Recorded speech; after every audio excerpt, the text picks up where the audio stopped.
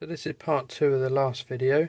We managed to take the CAN data using the serial decoding option on the picoscope. We discussed that I was trying to convert the CAN bus data into something readable, and I was looking at the RPM signal.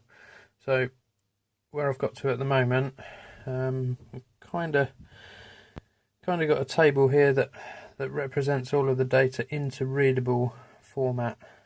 So we started with, if we look at this data here, so this was the hex data from the picoscope. So 0110, that's the ID, and then you've got 8 bytes of data.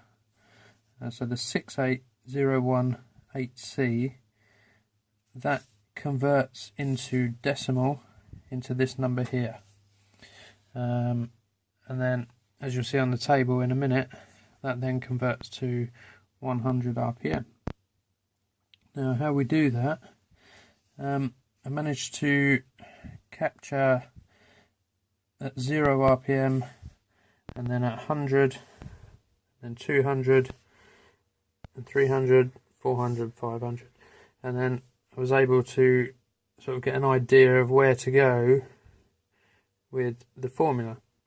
So what I found is, using this baseline number just here, if you just think now, so this here, if you go your actual number, which is all of these decimal numbers which are converted from this hex number here.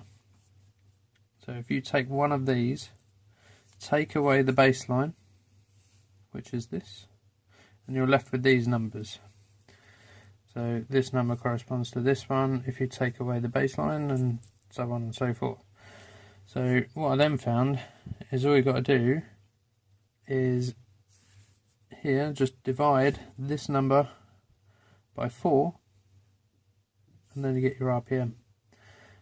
And then quickly I found that it worked on all of these, and then I was able to just turn the table in, put the formula in, and create all of these, and it worked out really well. So I'm going to try this with some different inputs, just to see if I can read those as well. And you can see here, 1 RPM equals 4 decimal in this number here. So then 10, if you go up 10 equals 10 RPM. Sorry, if you go up 40, then it's 10, 400 is 100, 4000 is 1000 RPM when you divide that by 4.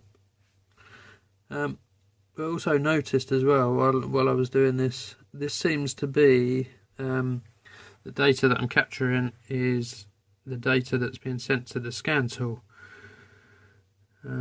which is quite interesting. So I'm going to look a bit more into that, and I'll let you know how I get on in the next video.